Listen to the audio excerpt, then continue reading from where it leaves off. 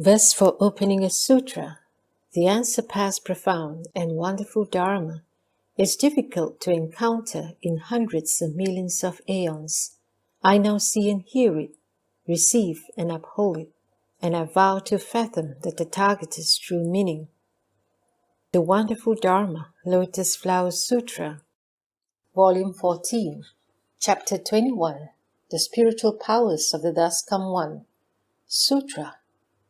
At that time, the Bodhisattvas Mahasattvas, equal in number to the motes of dust, in 1,000 worlds, who had welled forth out of the earth, in the presence of the Buddha, single-mindedly, with palms joined, gazed up at the Buddha and spoke to him, saying, "World-honored one, after the Buddha's passing, in countries where there are division bodies of the Buddha, in places where he has passed into stillness, we shall extensively speak this sutra.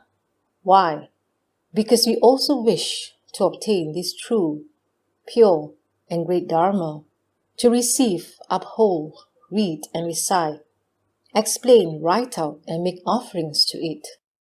At that time, in the presence of Manjusri and the others, limitless hundreds of thousands of myriads of kotis of bodhisattvas mahasattvas, who had long resided in the Saha world, as well as the bhikshus, bhikshunis, upasakas, upasikas, gods, dragons, yakshas, gandharvas, asuras, garudas, kinnaras, mahoragas, humans, non-humans, and so forth, the world-honored one manifested great spiritual powers. He put forth his vast and long tongue, which reached upward to the Brahma worlds. From all of his hair paws he emitted lights of limitless, countless colors, all of which pervasively illuminated the worlds of the 10 directions. In the same way, all the Buddhas seated on lion thrones beneath jeweled trees also put forth their vast and long tongues and emitted limitless lights. When Shakyamuni Buddha and the Buddhas beneath the jeweled trees had manifested their spiritual powers for a full 100,000 years, they withdrew their tongues. Then they coughed and snapped their fingers, and those two sounds pervaded the Buddha worlds of the 10 directions. The earth quaked in 6 ways, and the living beings in these worlds, the gods, dragons, yakshas, gandharvas, asuras, garudas, kinnaras, mahoragas, humans, non-humans, and so forth, by means of the Buddha's spiritual powers, all saw in the Saha world the limitless, boundless hundreds of thousands of myriads of kotis of Buddhas seated on lion thrones beneath jeweled trees.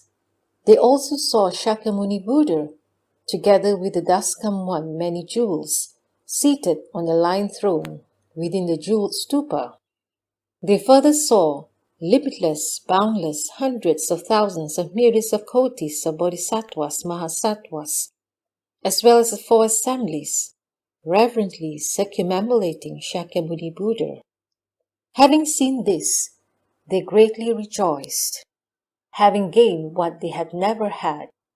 Just then the gods in space call out in a loud voice, "Passing from here, through limitless, boundless hundreds of thousands of myriads of kotis of asankheyas of worlds, there is a country called Saha.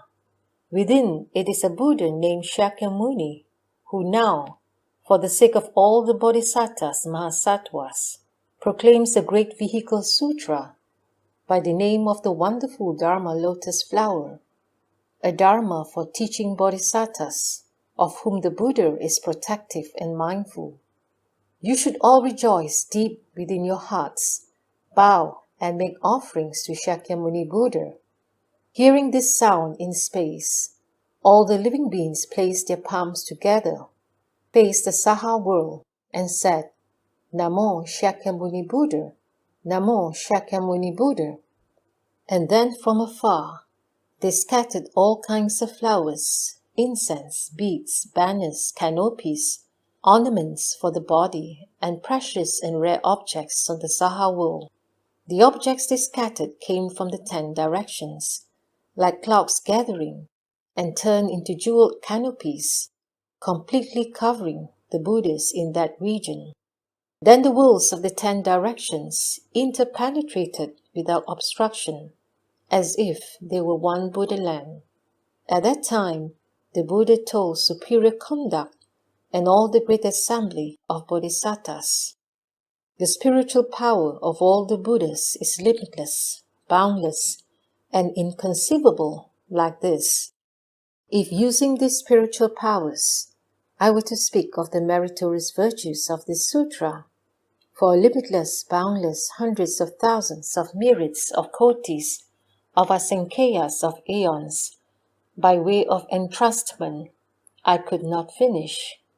In general, all the dharmas of the thus come one, all the sovereign spiritual powers of the thus come one, all the secret storehouses of the thus come one, all the extremely profound deeds of the thus come one, are all proclaimed and revealed in this sutra.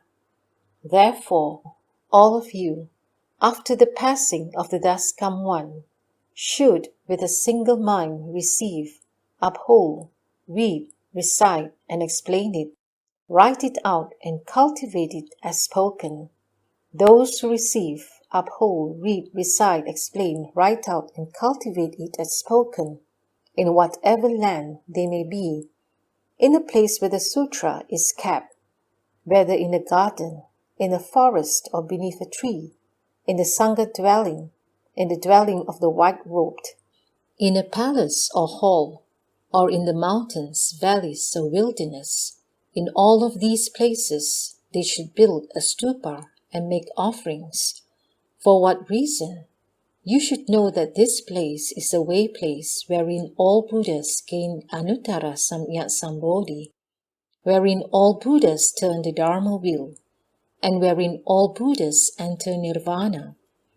At that time, the world-honored one, wishing to restate this meaning, spoke verses saying, The Buddhas, ones who saved the world, dwelling in great spiritual penetrations, in order to delight living beings, manifest limitless spiritual powers. The tongues reach to the Brahma heavens, their bodies emit countless lights. They make appear these rare events for the sake of those who seek the Buddha way. The sounds made when the Buddhas cough, and the sounds made when they snap their fingers, are heard throughout the lands of the 10 directions, as the earth quakes in 6 ways. Since after the Buddha's passing, one can uphold this sutra, all Buddhas rejoice and display limitless spiritual powers. In order to bequeath this sutra, he praises those who receive and hold it. Doing so throughout limitless aeons, still he cannot finish. The merit and virtue of these people is boundless and infinite, like space in the 10 directions, without any boundary. Those who can uphold this sutra have already seen me, and also seen the Buddha many jewels, and all of the division bodies.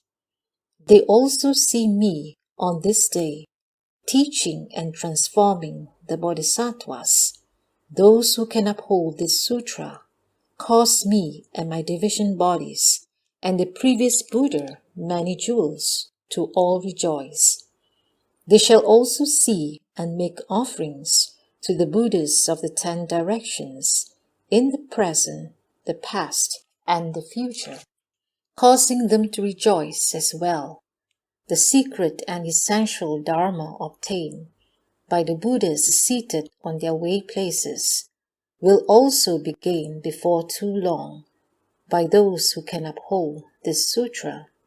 Those who can uphold this sutra will take delight in speaking without end the meaning of the dharmas, the names and expressions, like the wind blowing through space without obstacle.